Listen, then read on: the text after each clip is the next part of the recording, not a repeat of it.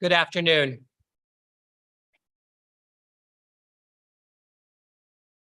Mourning is the price we pay for having the courage to love others. Even in grief, we know that the wonder of human life is too complex, too magnificent to be memorialized in endless pain. The gifts of spirit our loved ones gave us cannot be measured or weighed, nor can they be lost or even tarnished by time. Even in our darkest hours, we know that some of their light and their warmth will always be with us, bringing comfort and courage, and in the fullness of time, healing and peace. My name is Rabbi Meir Bargeron, and we gather today in great sadness to honor the life of Rabbi Richard B. Safran. And we welcome those of you who are joining us via live stream. Together in this moment, wherever we are a united, sacred community. We offer comfort to Richard's son, Daniel, and his wife, Cindy, who are here with us today. And also to Richard's daughter-in-law, Dawn, his grandchildren, Ethan, Hannah, and Samantha, and to his sister, Geraldine Schwartzstein, and his cousin, Barbara Silverman. And on this sad day, we carry in our hearts Richard's beloved wife, Lois, of blessed memory, and his son, Jonathan, of blessed memory. Today, we say goodbye to a man whose relationships with this community of mourners was multifaceted. He was father, grandfather, brother, cousin, dear friend, teacher, mentor, and rabbi. For many of us here, we know Rabbi Safran as the Rabbi Emeritus of this congregation after serving on this bima for 24 years. A past president of Congregation Achdut V'Shalom told me that at every funeral Rabbi Safran conducted here, he was always sure to include any one of a number of poems suitable for the occasion. I will share one that I've been told was one of his favorites now, and I know that many of you will recognize it. A sacred pilgrimage. Birth is a beginning, and death a destination, and life is a journey. From childhood to maturity and youth to age, from innocence to awareness and ignorance to knowing, from foolishness to discretion, and perhaps then to wisdom, from weakness to strength, or strength to weakness, and often back again, from health to sickness, and back, we pray, to health again. From offenses to forgiveness, from loneliness to love, from joy to gratitude, from pain to compassion, and grief to understanding, from fear to faith, from defeat to defeat to defeat, until looking backward or ahead, we see that victory lies not at some high place along the way, but in having made the journey stage by stage, a sacred pilgrimage. Birth is a beginning and death a destination. and life is a journey, a sacred pilgrimage to life everlasting. Each person, Rabbi Safran, and each one of us here lives their journey of life as a part of the larger cycle of creation. I will now share a reading from Kohelet, also called Ecclesiastes.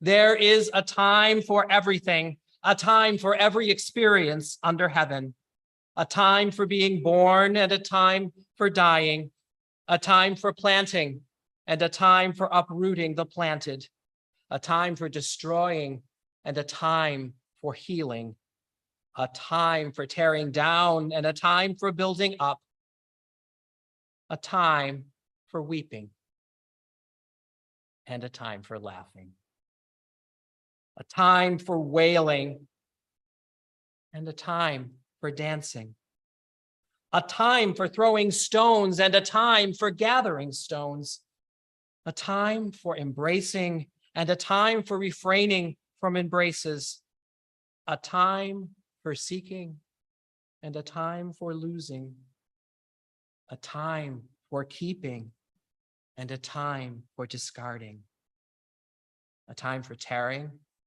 and a time for sowing, a time for silence and a time for speaking, a time for loving and a time for hating, a time for war and a time for peace. The biblical psalmist captures our yearning for comfort when we face the death of a loved one and when we consider our own mortality. Let us read together in the words of Psalm 23, which you will find in the service leaflet. Let us read together. The Lord is my shepherd, I shall not lack. God causes me to lie down in lush pastures. God leads me beside tranquil waters. God restores my soul and guides me in righteous paths for God's name's sake. Though I walk through the valley of the shadow of death, I will fear no evil, for you are with me. Your scepter and staff, they comfort me. You prepare a table before me in full view of my adversaries. You have anointed my head with oil. My cup overflows.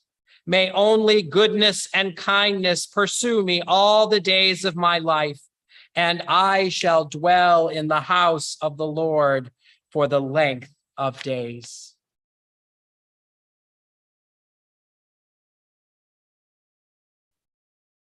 Judaism, our tradition, has been called a tradition of memory.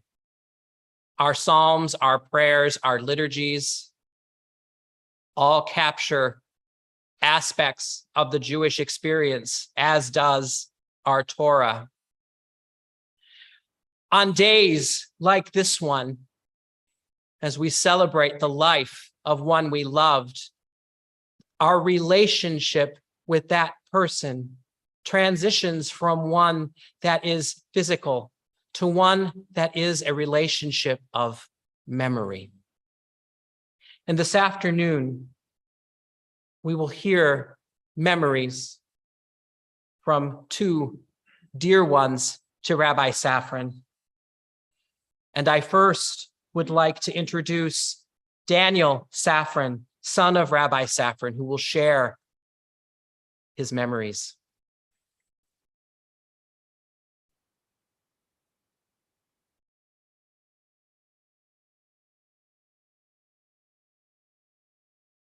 This looks a little bit familiar. Hello, everybody, both in person and who have live streamed in for joining us today. Well, I started to write a traditional eulogy a few days ago. It was informational, amusing in parts, and somewhat glum, and likely a bit boring. It was a mere 94 minutes in length, clever, intertwined with education, compassion, joy, and tears. Speaking with my wife, Cindy, about the draft, she offered a somewhat different perspective, as she often does. First, she told me I could not use the 46 Microsoft PowerPoint slides and pictures that I had prepared. Second, she told me to keep this relatively short. Most importantly, she said, just focus on the celebration of his life.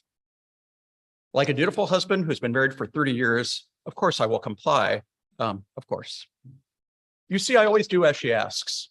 So my original speech was written to tell you in copious detail about my dad, that he was born some 92 years ago in 1930 in Brooklyn, New York, to my grandparents, Reba and David Safran, both who came from immigrant families and grew up on Long Island with his sister Jerry and his late brother Jay, my uncle. I was going to talk to all of you about him being the eldest, and he was saddled with the oldest child responsibilities, including shoveling coal in the morning in the furnace for the early morning for the family and working in the family deli and catering business. I had a whole spiel on Safran's kosher delicatessen in Laurelton, New York, which is part of Brooklyn, which his parents began in 1942 in the subsequent kosher catering business. I was going to tell the joke that my dad used to say, and by the way, thank you to my cousin, Barbara Silverman, who reminded me of this, said that he used to say that he worked in the catering business as a teenager and then continued in the catering business as a rabbi. I also wrote some sentimental commentary that my dad and my mom, Lois, met in high school as the deli was one of the big neighborhood hangouts after school. I drafted a long, detailed history about my dad joining the US Air Force after 2 years of college, and that he was originally planning to become a public school teacher. And that in the Air Force, he started on the flight line as a mechanic, not sure how that worked, but became enchanted after he met the chaplain there and became an assistant chaplain. I had cleverly written that he and my mom were married during his US Air Force service and then moved back to New York City, where he finished his undergraduate education at Brooklyn College and later attended Hebrew Union College in New York City. But I won't talk about any of this. Further, I was going to wax eloquently about my late brother, John, who was born in 1957, and my dad was ordained in 1960. And a story that my dad was working on his dissertation and that he had organized hundreds and hundreds of note cards, of which my brother decided would make a good plaything.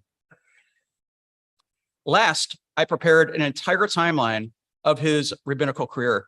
That in rabbinical school, he helped start a new congregation in Canarsie, New York. That his first real congregation in Peabody, Massachusetts, was exciting, but they were never able to find the funds to actually pay him. That he spent 7 wonderful years at Temple Bethel in Steubenville, Ohio, where he lived for 7 years and where I was born, or hatched, as the case may be, in 1962. As I stand on the pulpit at Akdutha Shalom congregation in Fort Wayne, where he presided for many years, I plan to talk about each and every single one of those years, spanning from 1969 to 1995, that he and my mom spent at this congregation, making lifelong friends, many of you, involved as a spiritual leader, engaged in many civic activities, and where he started congressional campouts and integrated his lifelong love of camping and hiking with the congregation. That was in addition to his work as a chaplain in the hospital system, the VA hospital system, the prison system, etc. Yet, I had weaved in our own family camping history on top of this beautiful eulogy that I had written, where we visited some 48 states each and every summer, as he typically had 4+ weeks off of vacation, where we camped and saw many of the sites that this country offers. The crescendo was going to be my detailed description of his post-retirement move to Tucson, Arizona with my mom. My view of my dad as the Energizer Bunny, hiking 15 to 25 miles per week in the mountains of Tucson, well into his mid to late 80s. His development of a new expanded set of friends, his hospital chaplaincy in Tucson, his moves into Fellowship Square with my mom and later to Handmaker in Tucson, where he made even more friends and where he provided empathy and counseling even to the end late last Friday. And of course, I was going to speak about his and our sorrow in the passing of my mom, to whom he was married for 60 years, and the catastrophic passing of his eldest son, my brother John, at age 62 in 2020. See, Cindy, it's a good thing that I omitted all those details. I always listen to Cindy. For all of you joining us today, you already knew my dad. I will not spend time describing him as a person, as a rabbi, as a civic leader, as a counselor, as an educator, as a mentor, as a friend, or as a parent. Seriously this time. You all have your own memories of him and your direct relationships. You all knew him. So instead, I thought I would share just a few short points on celebrating what he taught all of us through his own life. One, cater to, that was a pun, by the way, and be nice to people. Don't forget to laugh. Care about the Jewish religion and the embedded heritage. Be caring and empathetic. Be a lifelong learner. Listen. Teach others as they will teach ourselves. Be respectful of everybody, no matter religion, race, sex, background, or history. Give back to society. Love your family and friends. Be there in the moment. That's it. I want to thank Rabbi Meir, the Akduth Shalom congregation, our family, including Cindy, my wonderful wife, my daughter Samantha, John's wife Dawn, their children, Ethan and Hannah, and Jerry and Bonnie, our cousins and other relatives, and the many, many friends who have joined us this afternoon, either in this room or online. May you all be a blessing and be blessed. Thank you.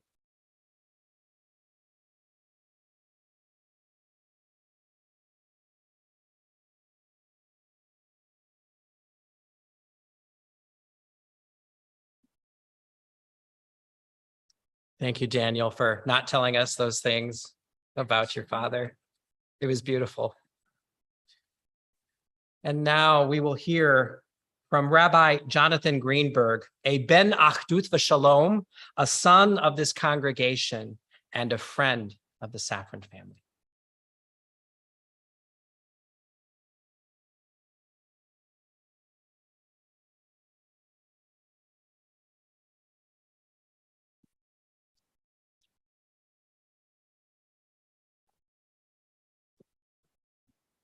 Rabbi Bergeron, Rabbi Kopnik, Savri Rabotai, by your leave.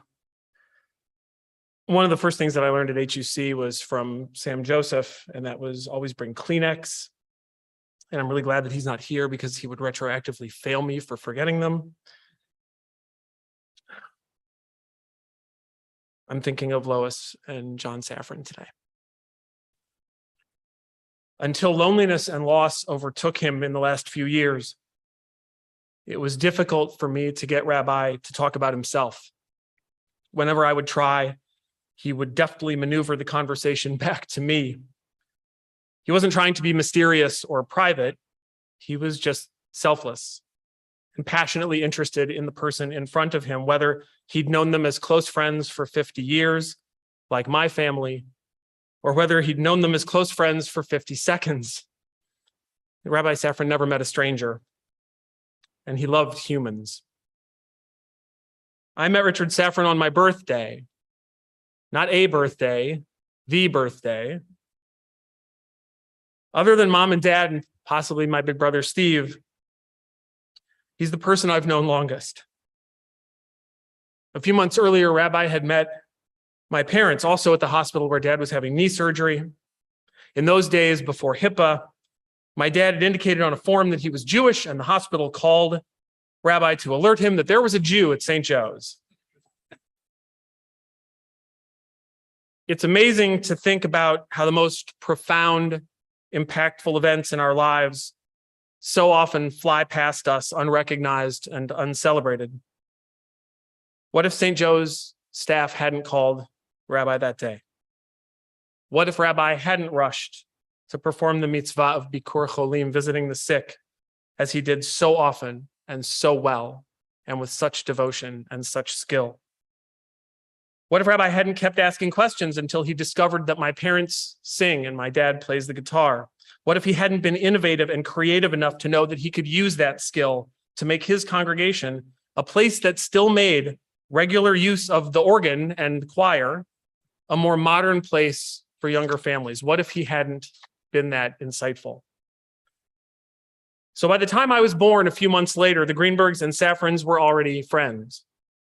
John and Dan were older than Steve and me and babysat for us some. Dan told me last night that mine was the first diaper he ever changed. The event was less memorable for me. My earliest memories of the Safrans involved camping and this place. The Safrans loved to camp, and so did we. In the summers, we'd go all over the place to Canada and Michigan.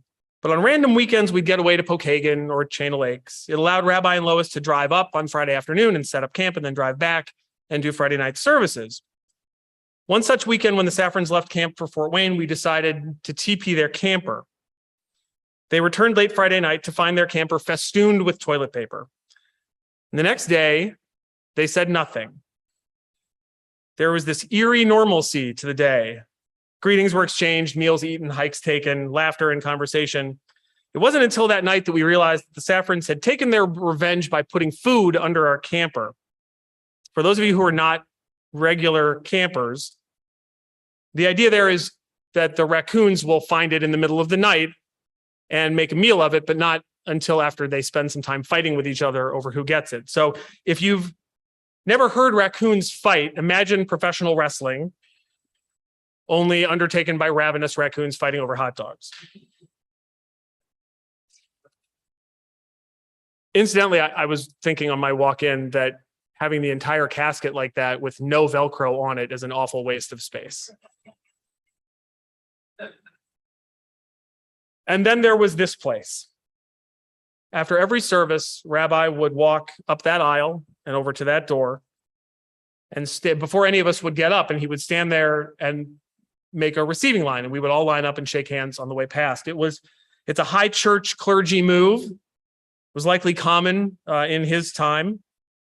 I haven't seen anyone do it since. Maybe it's gone out of fashion. I don't know. But it gave him the opportunity to shake hands and hug and talk to everyone who had come to services about their lives and what was going on with them, and thank them for coming. For us kids, it meant getting the fringes of his tallis teasingly dangled in our faces. In fact, I remember rehearsing standing in that receiving line before my bar mitzvah. After the receiving line was the best part of Friday night, the Oneg Shabbat reception. The social hall is still, I see, divided by the magical curtain that, despite being essentially see-through, we believed shielded us from the eyes and ears of our parents. And so you'd have a couple dozen kids running around like idiots, making a ton of noise. Think hungry raccoons. Now that I'm a parent, I know how easily discernible my children's voices are in a crowd. I was unaware of this information at the time.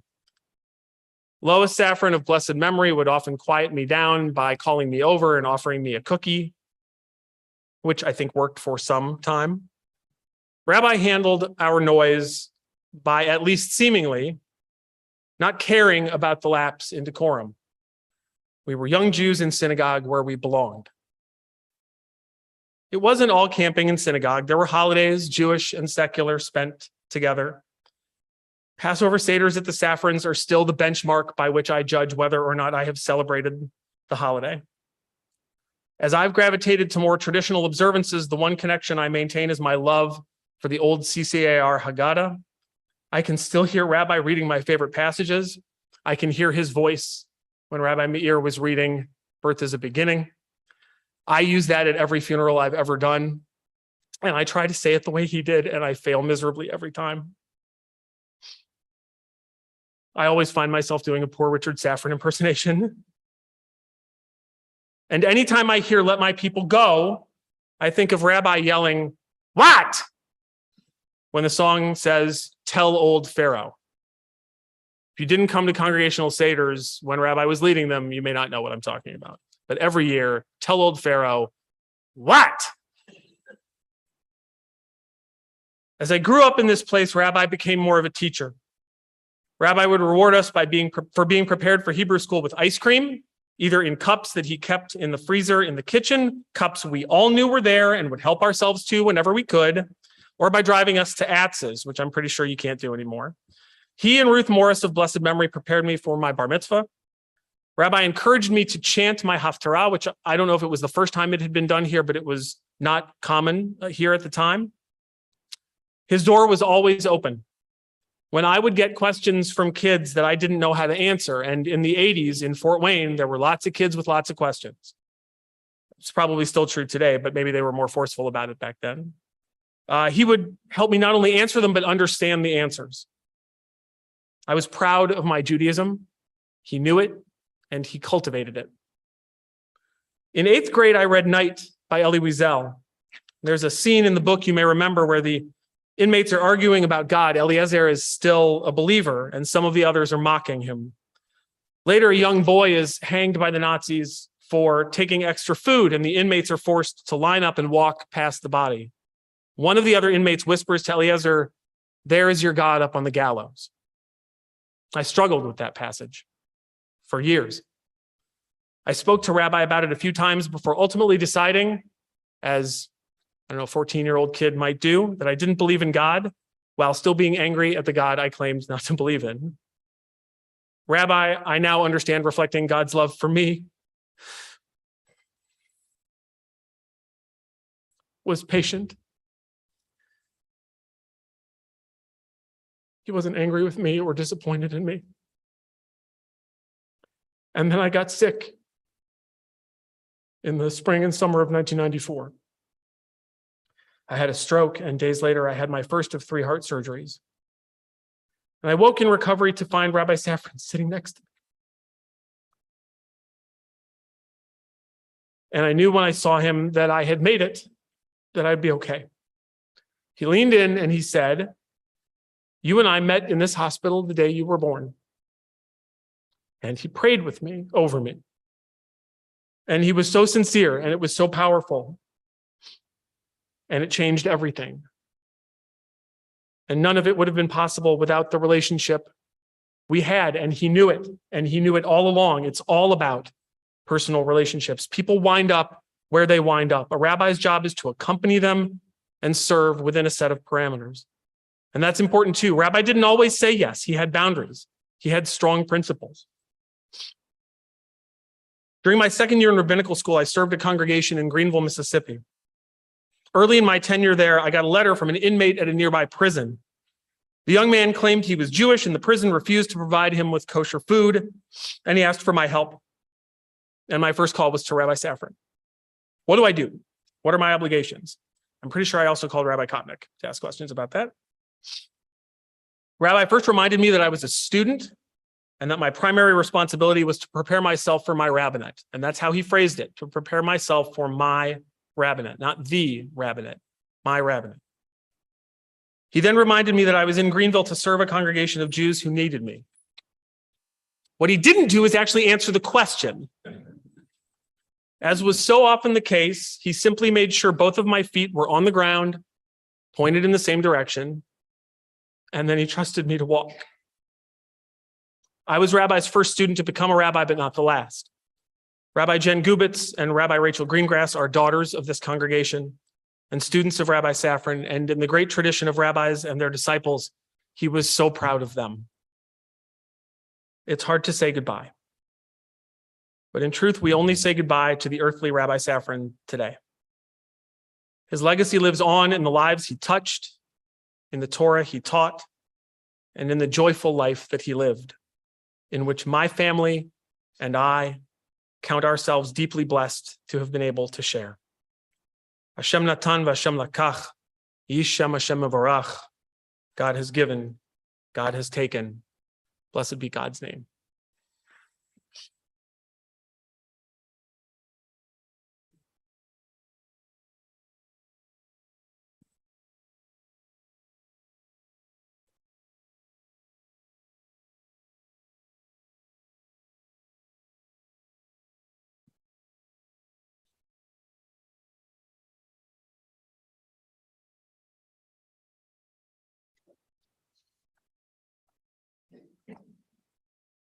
Thank you, Jonathan. Thank you again, Daniel. It is a surreal honor and privilege to be able to speak to this congregation today and to talk about Rabbi Safran. In the emotional aftermath of learning that our beloved Rabbi Richard B. Safran died this past Friday, a verse from the second book of Samuel flashed through my consciousness. You well know that a prince, a great man in Israel, has fallen this day. We have indeed lost a great man who was a caring husband, father, and grandfather, as well as an undeniable Ubermensch to everyone who knew him. And this congregation has lost a beloved rabbi who for 2 generations named our babies, educated our children, married our couples, tended our sick, buried our dead, and taught everyone the Torah of Israel and the Torah of his example. Rabbi Safran was the 17th spiritual leader of Congregation Agdut Shalom, and his 24-year rabbinic tenure was the 2nd longest in this congregation's history.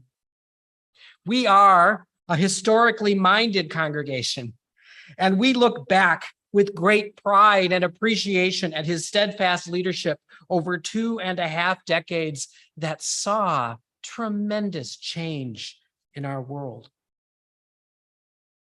But as I spoke to many of you in recent days, I learned that it was Richard's love of people that is perhaps most remembered, and that was the bedrock of his legacy. Richard's love of people animated his rabbinate in several distinct ways. First, he was a teacher. He taught children about Torah and Judaism and celebrated the B'nai Mitzvah of generations of young Jewish adults. He gave inspiring sermons that were informed by the challenges and the issues of the day, and he served as a mentor.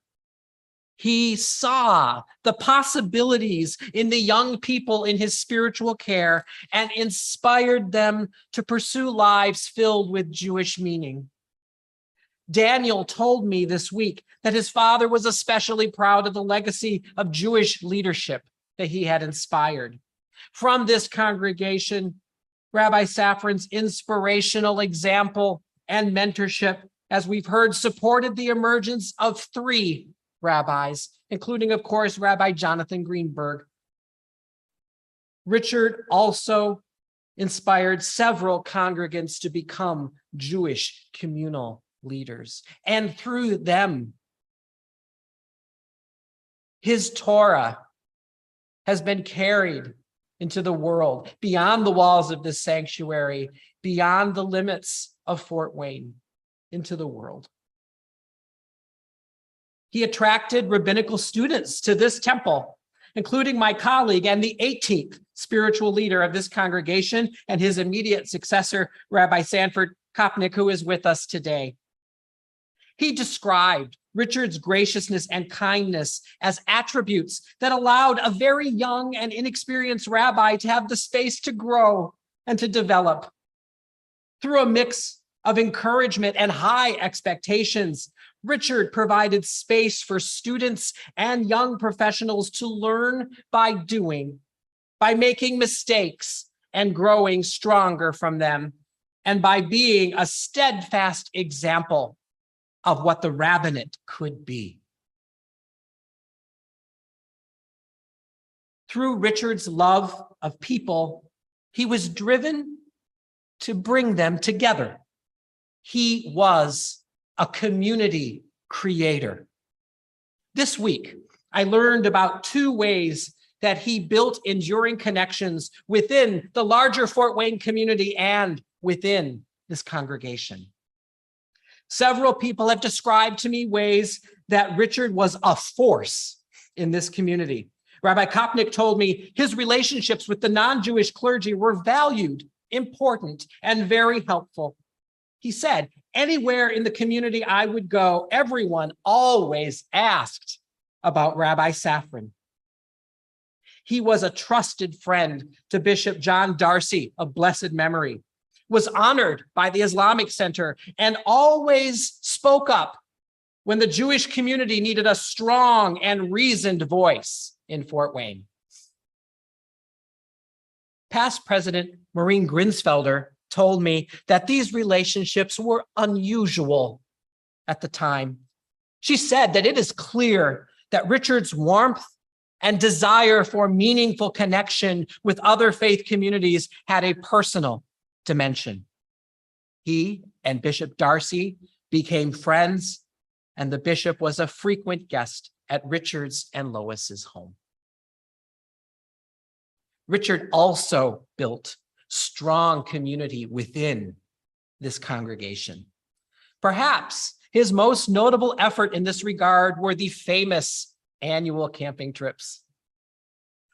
Perhaps a little like the Israelites on their journey across the desert, these weekends spent together in temporary dwellings and sharing communal meals deepened personal connections between congregants and strengthened our community.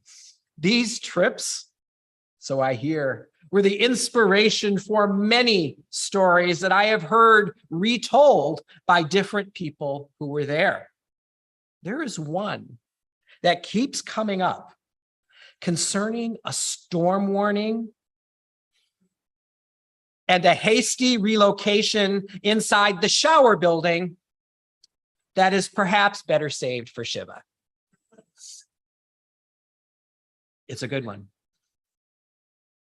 For Richard, camping was a personal as well as a professional passion, so much so that he became known as the camping rabbi. Our congregant Sherwin Keeps related a time when he introduced Richard to some friends from out of town. Commenting on his devotion to camping, the friend said, "I never heard of a rabbi who went camping." Without missing a beat, Richard replied, "Well, Moses did it for 40 years. Camping and hiking were a way of life for Richard and Lois and their children. And bringing people together in nature was a tool he used to create enduring friendships and community.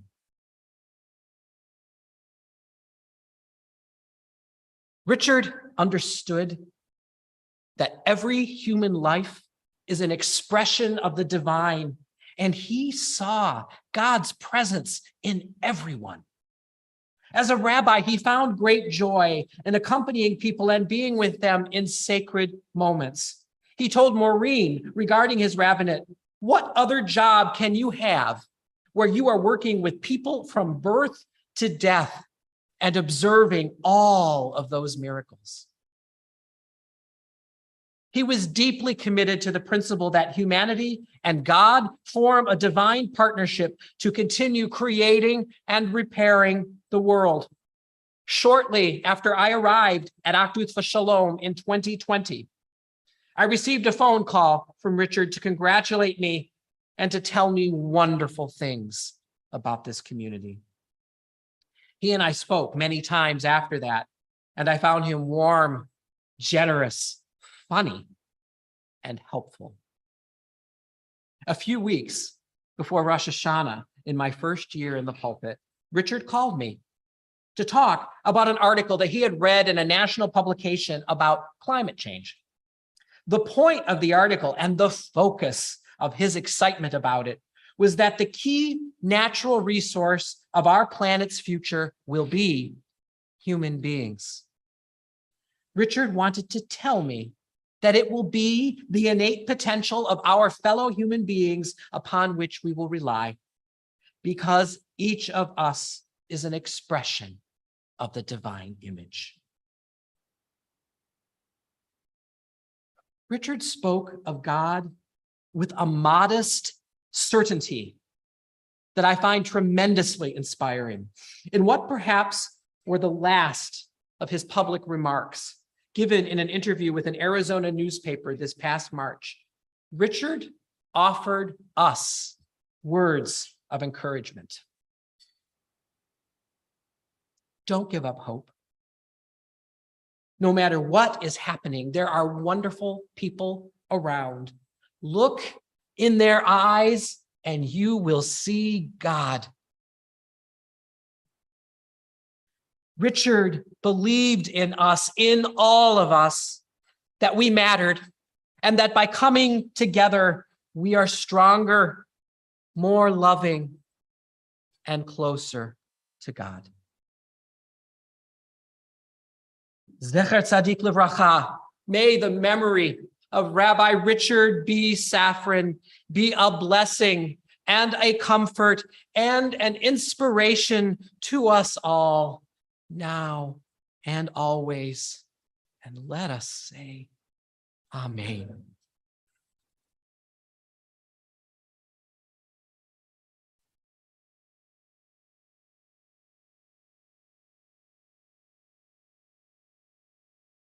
When we are faced with grief, Jewish tradition guides our focus not to the pain of our loss, but to the compassion of God. In a moment, I will offer the prayer El Malei Rachamim, which is translated in English as follows. Fully compassionate God on high, to our loved one who has entered eternity, grant him clear and certain rest with you in the lofty heights of the sacred and pure, whose brightness shines like the very glow of heaven.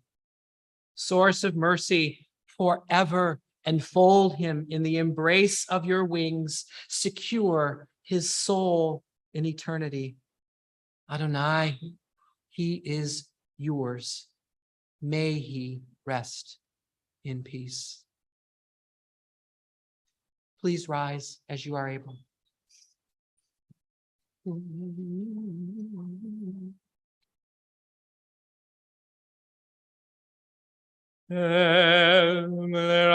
Rachamim shochan baromi. Amsem menucha nechana al kanfei haSchina. B'ma'alot kedoshim u'thorim kezohar harachia mizrahim.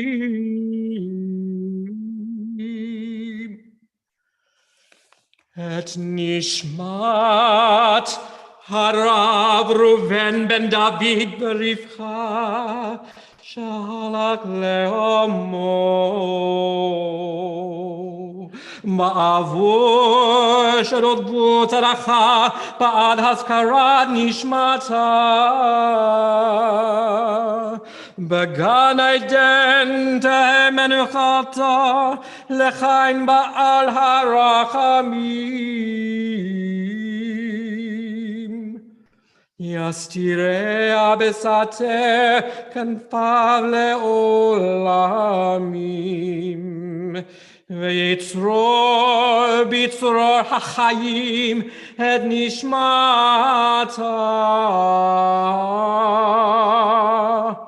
Adonai hu nachalata v'tanuach b'shalom mishchava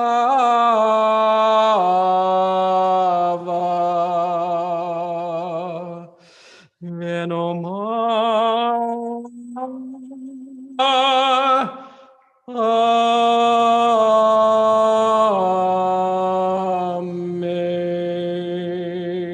Amen. You may be seated.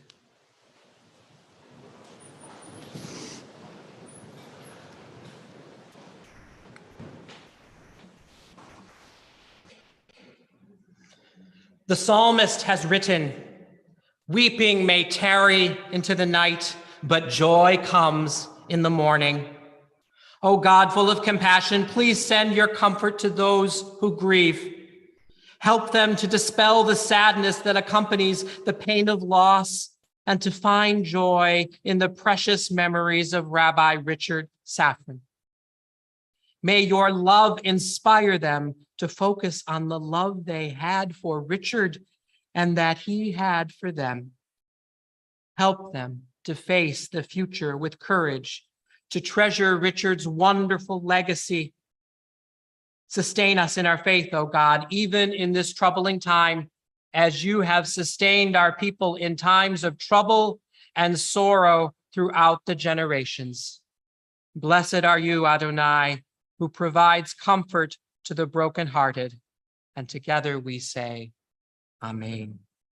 May the Holy One of blessing, from whom all things come and to whom all things return, give us light and peace on this day of grief and mourning. And may our service of memory for Richard bring comfort and strength. This evening, we will continue the celebration of the life of Rabbi Richard Safran. At 6 p.m., there will be a light meal and time for visitation with the family and with the community. And at 7 p.m., we will hold a Shiva service followed by visitation, which will be live streamed. Both of these events will be here at the temple. In a moment, we will begin our transition to Lindenwood Cemetery for burial. I ask for the staff to prepare for the transfer. And I ask that you please stay at your seat until the family has left the sanctuary. The service is now concluded. May you go in peace. Please rise.